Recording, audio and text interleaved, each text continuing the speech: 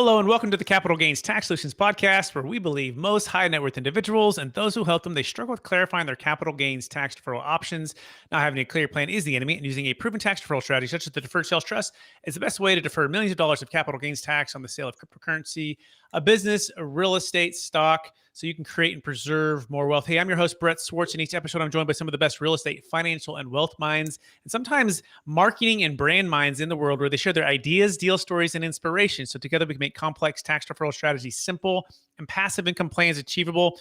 We're also streaming on expertcresecrets.com as well. So for all of those real estate professionals, M&A advisors, and business brokers that listen to us, you're going to want to definitely check out this episode. Hey, I'm excited about our next guest. They're out of the great state of Georgia. I had the pleasure of spending some time in northern Florida here recently, and I realized that Florida is actually closer to Georgia for those West Coast people that don't know. And these folks are all about helping you build up and level up your personal brand. And our first guest, he's an America's top-selling real estate auctioneer. In fact, he has been an auctioneer since 1991 and sold billions of dollars in auto, heavy equipment, land, commercial, and residential properties. Since becoming a licensed real estate agent in 1994, he's been actively involved in the sale of over 78,000 homes and in as many as 27 states. Incredible. So, and our second guest, we have two guests today. She is the founder of Brand Face and been a branding agent to business stars. She's also the author of 4 books on personal branding. And her career began when she was selling vacuum cleaners door to door to pay her way through college. And that led to a job in radio, where she observed local business owners who were featured in their own advertising and positioned as local celebrities in the market. So much more. Please welcome to the show with me, Tonya, Eberhart, and Michael Carr. Hey, Tonya and Michael, how are we doing today? Hi, Brett. Very good. Thank you so much. Thank you for having us on. Absolutely excited to get to talking with you here. And for our listeners who want to hear a little bit more about your story, could you give us just the short part of your story and your current focus? Absolutely. So you started my story out. I sold vacuum cleaners door to door, but that's actually when I got my first taste of personal branding. I realized you can't just walk up to a door and ask for somebody's wallet. So I learned to come up with my own story to help me get in the door and, of course, sell more product.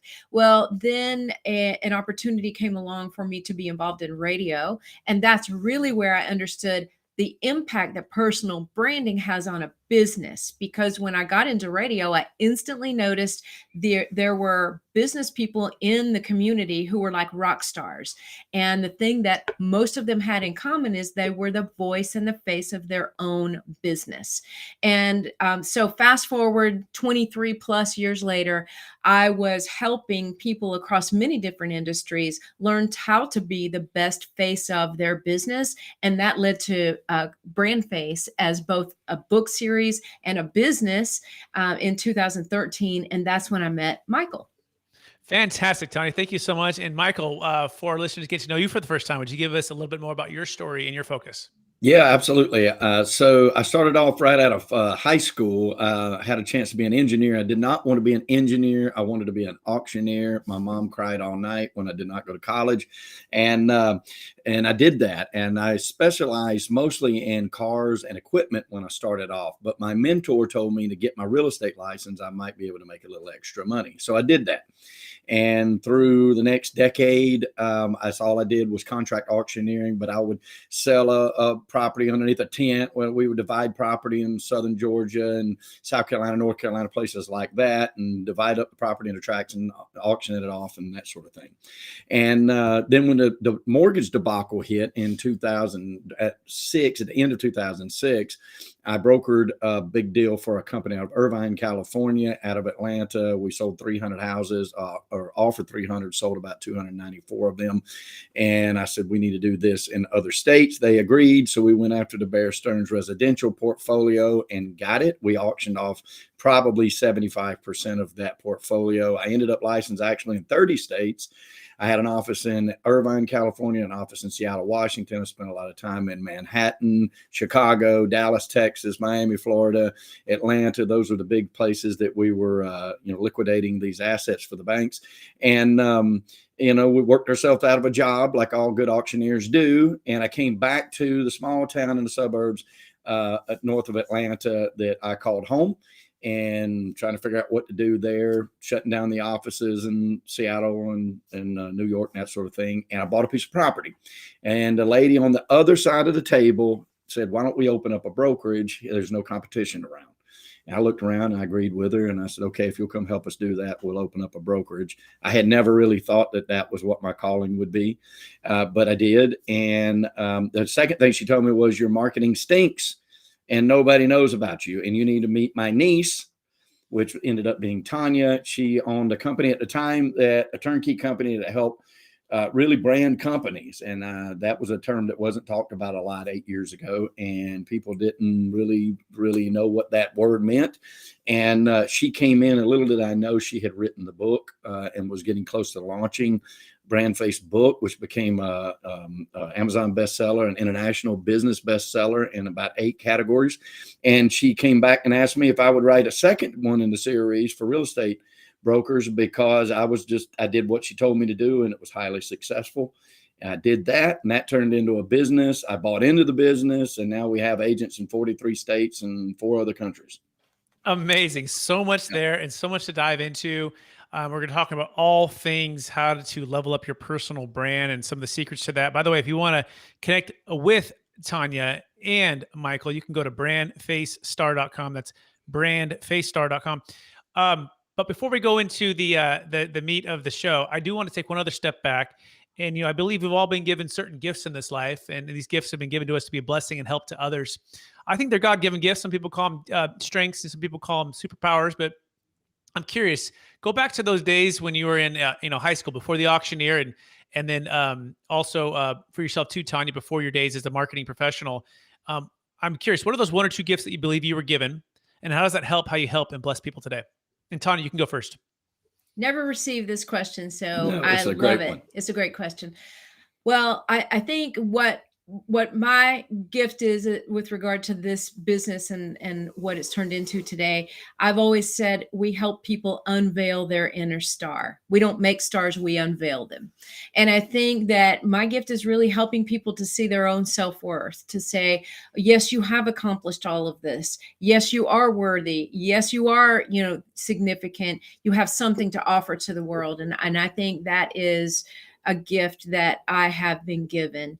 And I think the ability to take maybe a complex situation like Michael's, for instance, in the branding world, he had a very complex situation. He was an auctioneer, an investor, a broker, and back then he also did some in construction as well. And so taking those things and paring that down and shaping it into one brand that kind of pulled it all together, I think I do have a gift for that as well, taking the complex and really simplifying it in a way that positions you.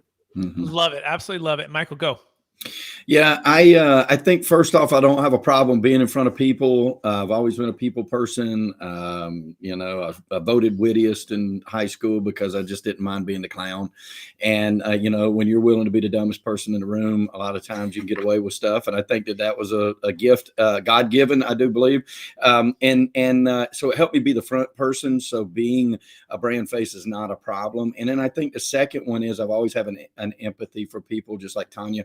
And I believe in the good in people. And I believe that most of us are far better than we believe ourselves. And it helps when somebody on the outside can look at that and evaluate it and say, no, you can accomplish that. Yes, we can do that together. And I'll step along with you and help make sure that happens. I think both of those things have shaped me to become what I am now. So fantastic. Absolutely love that. I love the empathy and connection with others and being willing to not be shy or be in front of others and feel comfortable and connect with others. And then Tonya, for you, be able to make the complex maybe made simple and or helping people to see their own self-worth and to exemplify and bring that out. Is that a fair summary so far? Fair. Yes, sir. Excellent. So let's dive right into the show and let's apply those gifts, right? As we're going to help everyone who's listening to level up their personal brand. Okay. And so let's start with, I guess, Tonya, what's the number one secret to leveling up your personal brand? Well, it's a simple three-part 3D formula, as we call it. And we've developed this because, and I'll tell you, I think a lot of people listening will probably agree with us in this. For years and years before I really, launched the Brand Face books and company, I thought, well, I hear people talking about personal branding and they're saying things like, well, just be yourself, just showcase some personal things on social media, be authentic. And those things are great. And I understood what that meant, but I thought, okay, but how do I apply this? Like, what steps do I take? And are there formulas? Is there something that I can follow step by step to make sure that I check off that checklist? And so that's when we developed, Michael and I, what we call the 3D freedom formula: define, develop, and display, taking you through each of the major steps that you have to go through to develop a personal brand. Excellent. So define, develop, and display. So Michael, maybe you wanted to define that first D for us. How would you define that first D, Michael?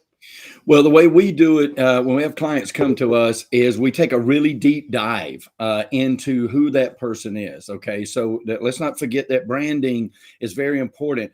Personal branding is tantamount. Okay, so even in the businesses that I've been lucky enough to be involved in, many of them were big corporate companies that were doing business with corporate companies, right? B2B. Well, I can promise you that every conversation I've ever had in any level of business, all the way to Wall Street, has always been person to person.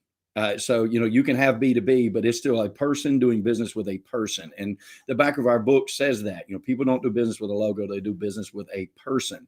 And so that being said, the definition phase of our personal branding is very important, because when we do that deep dive, we extract who you are, your life experiences, things that have led you, just like you ask us the questions as you started your show. We dig into that. Like, why did you get to this? Like, if it's a lawyer company, if it's a lawyer, we're going to personal brand, we talk to them like, why did you become a lawyer? What pushed you into doing this? If it's a tax professional, it's the same thing. If it's a real estate agent, it's the same thing. We dig into that because we want to find in that definition phase a point of differentiation. And that is the key to beginning to build your brand.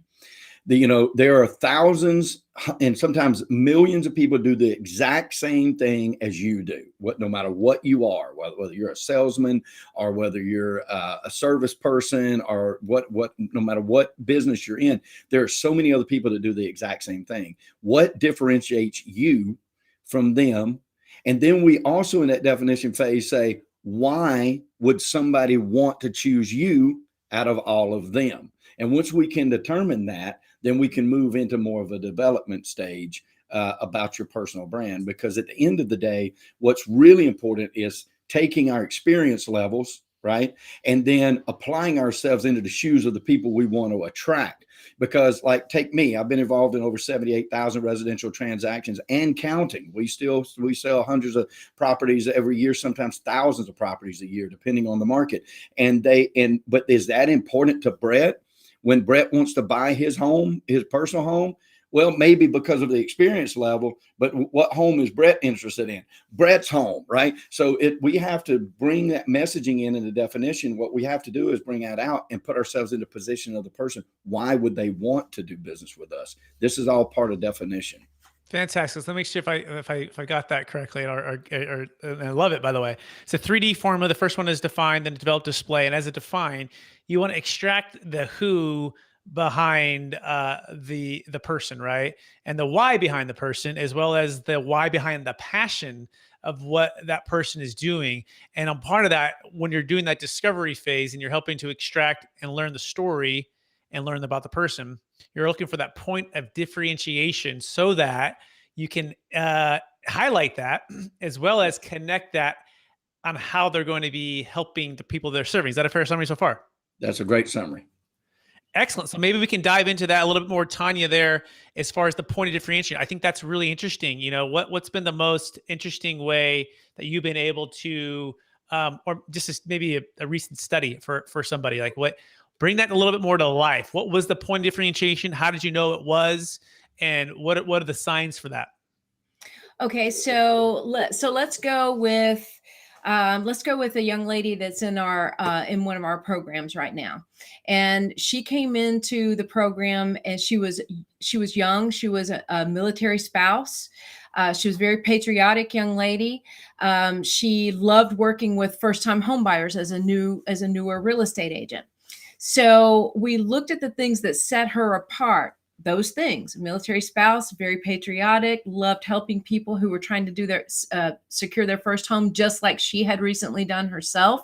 And those were the people she wanted to attract. So in doing so, we thought, okay, how are we going to write this story, in effect, about you and get this out to the world, and position you as somebody that they would want to work with? So the first thing we did in the define phase is we looked at who our ideal customers were, and that's what we just talked about.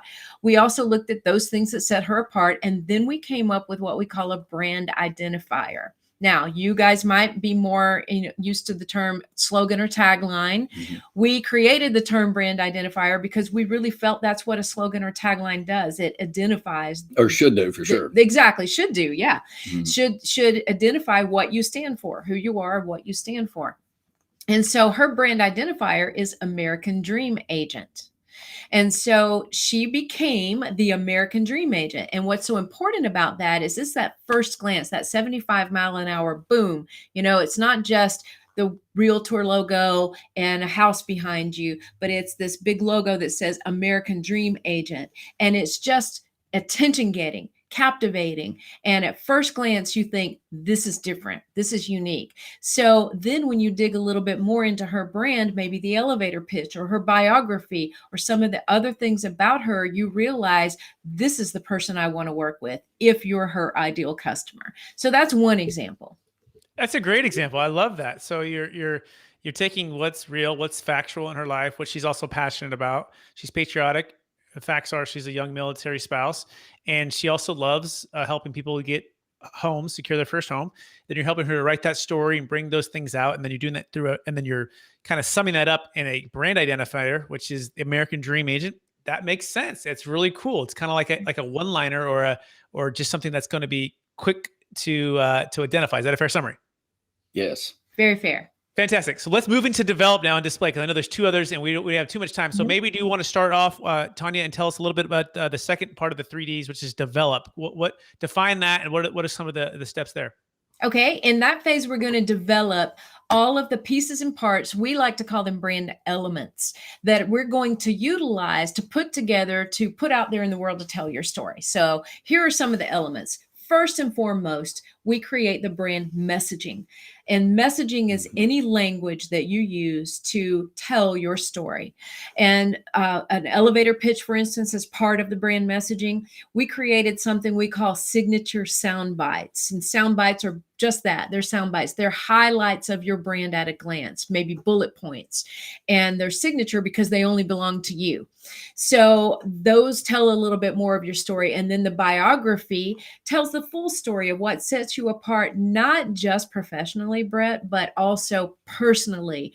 What are those things that influenced you in your life? Who influenced you? What's your story? Why did you choose real estate? Why did you choose to do business with the people that you're choosing to do business with? How does it make their life better? Which all goes back to the 5 major questions that every great brand must answer. And we answer those in brand messaging. I'm going to give you these 5, and I encourage everybody to write them down. Number 1, what sets you apart? Number 2, exactly who do you serve?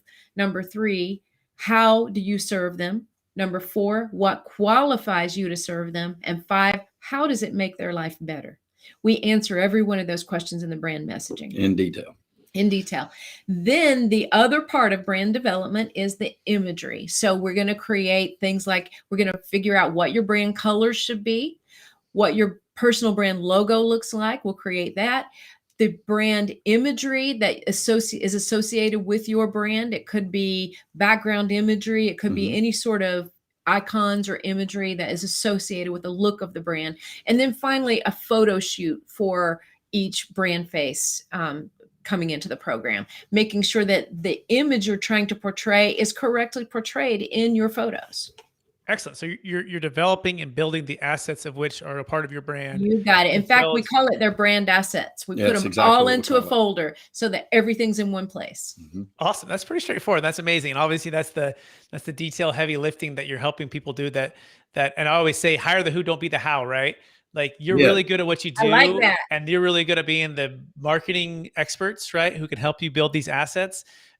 Don't try to be both, right? That's where we either aren't going to show as well as we could show or maybe not get all of the assets done that we should be getting done. So love that. So define, develop. Let's jump right into display because I think that's with the time period we have going on there. Do you want to touch on display, Michael, and then Tonya, you can dive in after that?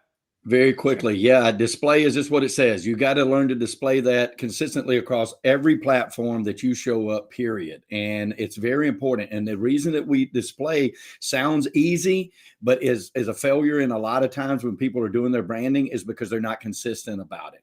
But we know that in immutable laws of marketing, we didn't invent that. It's much older than us. And it's tested and age proof that you have to show up 7, 11, and 21 times in somebody's life if you really want to start to make a difference in the community you serve. 7 times that you need to show up before they start thinking about your name, 11 times with your name associated to what you do, 21 times before they start to do business with you. So it's very important when they go to any of your social medias, when they go to see any of your posts, when they see any of your writings, when they go to your website, when they go to any ancillary billboards, radio commercials, anything, it has to be the exact same message or you're going to lose 1 or 2 of those times that it takes to stick in somebody's mind. I absolutely love that. Tonya, do you want to add anything else to that on the display part? Just that when it comes to the display part, you're pulling all those branding elements together in terms of graphic design, just utilizing them and infusing your marketing platforms with your branding elements. And we tell people, breathe your brand, be the American Dream Agent, be whoever you're going to be. And that's pretty much the display. I mean, just own it. Yeah, we're in commercial real estate brokerage, right? And myself, I'm a broker, so I started out at, and one of the things they say is don't be a secret agent, right? Don't be a secret agent, like literally, I love the way you say breathe that, right? And part of what we do at Capital Gains Tax Solutions, like we literally live and breathe capital gains tax deferral using something called the Deferred Sales Trust. And it's something we talk about in every single show and we try to apply it to people's scenarios that they're selling highly appreciated assets and looking for ways to eliminate the 1031 exchange, defer capital gains tax on crypto. But it's something that's literally, and I try to put out a video every single day on YouTube, right? We're probably recording 4 to 5, 6 podcasts a week, right? And we're releasing content constantly. And so I love the 7, 11, and 21 times. And I absolutely tell everyone too who's listening, it takes that consistency, right? And there's different hacks and different systems that you can help to become consistent, right? Because when I first started my podcast, my YouTube channel, like it was like, oh my gosh, it's daunting to even release 1 episode a week. Now we're releasing 3 podcasts a week. And part of it's because we've built up a bank of assets, these podcast episodes, these videos. And it's part of it because I go on different shows. I have people on my show and you create systems and processes and then you just batch it all together. Like we only record on Wednesdays. That's my only day. And we do it typically back to back and we dock them all out. Then the rest of the time I can focus on building the business, serving my clients and helping out. So it sounds overwhelming, but this is also why you want to hire coaches and people like Tonya and Michael. And by the way, if you want to get started, you can go to brandfacestar.com. That's brandfacestar.com. But I want to let you know that coaching and having someone, hiring the who, not being the how, is what helps you to get out of the procrastination loop and or the I'll do it myself. And then I kind of get distracted and then I get discouraged because I never got it done. And instead you get someone alongside of you to help you build this and do it the right way. The first time growing up in the Bay Area with my dad building houses, my dad always says, don't move bricks twice. Like don't do the work twice that you can do one time. Make sure you have a plan and a process and a system in place. So you're not just moving one thing just to turn around and have to move it back or to a different place. And I think it's so vital for those who are in the marketing world or any business world to have good marketing team to help them build that. Any thoughts on that, Tonya or Michael? Well, I'd like to say this. I tell everybody the secret to my success has been her. right? Because I was that guy that was wasting time, procrastinating, or, knew that I had it, couldn't get it all together. I've always been a marketer. I wasn't a brander until I met her and she taught me how to do it. And ever since then, our company has doubled in sales volume every year since the day that I met her. And the outlook is unbelievable. And we follow the same principles we teach everybody every day. Love it. And I'll piggyback on that, Brett, by saying this one thing. I think the biggest mistake that a lot of people make is trying to market before the brand is built, because and I think the confusion is perpetuated by a lot of well-meaning people out there. They're saying, hey, we're going to help you build your brand. We're going to help you build your brand. But really, they're selling a marketing tool. They're helping you, quote, build your brand by using video, or build your brand by a website, by building a website, doing those various things. But what they're doing with the marketing tools, those are designed to help you promote your brand, not build it. You need to know what that brand is going into the marketing so that you don't end up in what we call the sea of sameness, which is quite a bit of what real estate is, right? Right. That's worth the price of all of this whole podcast, right? That's such a nuance, right? Don't make the mistake of trying to market before you build the brand, right? And so just like you wouldn't build a house without a blueprint and a design and a team and a contractor and a plumber and an electrician, all the things lined up, like you're not going to go just start, hey, I got a house. Well, you don't have anything yet. Like you may have a service, you may have an expertise, but make sure you're doing it right. So I absolutely love it. So we're running out of time here. Are you guys ready for the lightning round? Yes. We're ready. Fire away. All right. So knowing what you know now, if you can go back to your 25-year-old self, what's the one golden nugget make sure to tell yourself to do? We'll go with Michael and then we'll do Tonya. We'll go back to back. Okay. I would be bolder. I would tell myself to be bolder. I would say take care of yourself a little bit more. Your health. Make sure that you take care of your health, because it's the number one thing in life, and do that first and the rest will follow. Excellent. Second question. What's the number one book you've recommended or gifted the most in the past year? And you can welcome to plug your book too right here as well. Okay. Brand face for real estate professionals. I would say, honestly, in all fairness, The Alchemist is my all-time favorite book outside of the Bible. And I think it's fantastic. And I gift it probably nearly as much as a Bible. So. Yeah. And I've gifted this a couple of times, but it's a book that I've only read recently, even though it's been around forever, Siddhartha. And Siddhartha is, about a young man in ancient India who grows up and goes on this journey of self-discovery. And it's very complex, but there's so many lessons to be learned from it, similar to The Alchemist in a lot of ways. But that's a fantastic book. Fantastic. Next question is this. What are you most curious about right now? I have to go first on that. Actually, honestly, learning Hebrew. Okay. And I would say I'm most curious about where the future of podcasting, like what's next for it, right? I'm always keeping my eye on that because, we're having one podcast and about to launch another one in January. I want to know what things creatively can we do to engage the audience more, to keep them coming back when there are so many other choices. It's just like branding, right? Branding plays such a big part in all of that. And the technology, that's where my curiosity level is. Fantastic. Next question. What's the biggest frustration? And maybe this one will be kind of for the real estate folks out there. Michael and Tonya, when it comes to, we'll start with Michael for sure, right? On this one, but Tonya, maybe you sold real estate too. I don't know if I caught that or not, but what's the biggest frustration when it comes to 1031 exchange and or capital gains tax deferral for assets that are highly appreciated? What is the biggest frustration with like the 1031 exchange? Like, is it the timing thing? Is it like, I would definitely say, personally speaking, it's always about the timing. So being a real estate investor myself, always looking to try to buy bigger assets and having to sell an equal amount of smaller assets to get to that. And being somebody that has been heavily invested in rental income producing properties, I find that to be really harder to do, especially on the residential side.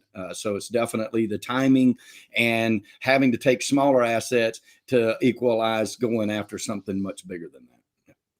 Tonya, anything to add to that? I really don't have anything to add to that because I'm not in the real estate field. I spend all my time in branding and marketing. So I don't really know much about the 1031s. That's fine. Yeah. And so, and we call that the shotgun wedding, Michael and Tonya, right? Where you got to get engaged in 45 days and married in 180. And then the Right. other part of that, the 1031 that's really frustrating is the fact that you have to do equal or greater value, right? So if you sell an asset for $1 million, you got to buy something for $1 million or better in order to defer the tax. And oftentimes our parents taught us to sell high and buy low. They didn't teach us to sell high and buy higher 180 days later, right? So the very fact that we're selling for a higher price can at times put us in a poor position to buy something at a high price. And that's where we have a solution to that for our listeners who are wondering. It's called a deferred sales trust, right? You can learn about it at Capital Gains Tax Solutions, but we can save .com, but you can save a failed 1031 exchange. Never worry about a 1031 ever again. Never worry about having to sell high and buy higher. You can invest it into stocks, bonds, mutual funds. You can go back into hard money lending. You can go back into fix and flips, ground up development. We just did a deal in Tennessee for a client who sold a $2.6 million business, which, by the way, 1030 doesn't work for. Defer all the tax. And then he's building 70 multifamily units in Tennessee, all tax deferred, right? And my mind blew up when I heard about this in 2009 after the crash and saw friends and family and clients lose a lot of wealth, partly because of the 1031 and overpaying. And it's changed everything. And for those who want to learn about that, they go to capitalgainstaxsolution.com. All right, second to last question here. What's the number one leadership quote or theme that you strive to live by? Leadership. Okay, I'll go with this one. And I don't know, I never thought of it applying to leadership until you just said that word. But my favorite quote of all time, it belongs to Dr. Wayne Dyer. And he says, when you change the way you look at things, the things you look at change. And it's all about positivity of the mind. And I think that's really important in leadership, because if you don't keep a positive mind and a positive outlook, your followers aren't going to do that either. I would say mine would be not a direct quote, but you have to approach life from a position of abundance if you're going to be a leader, because the people that you're trying to lead expect that from you. And quite honestly, I feel like if you don't approach life that way, then you can't be a leader. Fantastic. We are out of time. For our listeners who want to get in touch with Tonya Eberhart and Michael Carr, would you remind them one last time, maybe Tonya, where everyone could find you both? All right. Brandfacestar.com is where you can learn more. And if you want to talk to us, discussyourbrand.com. Perfect. Tonya and Michael, I want to thank you for being on the show. I want to encourage you to keep using the gifts and talents you've been given, Tonya, to help others see their self-worth, make complex brands into simple and effective. And Michael, also continue to not be shy, be in front of others, and give empathy and connection with others, and all things real estate too. Keep helping people build wealth in real estate. I think that's really, really amazing. And I also want to thank our listeners for listening to another episode of the Capital Gains Tax Solutions podcast. As always, we believe most high net worth individuals and those who help them, they struggle with clarifying their capital gains tax deferral options.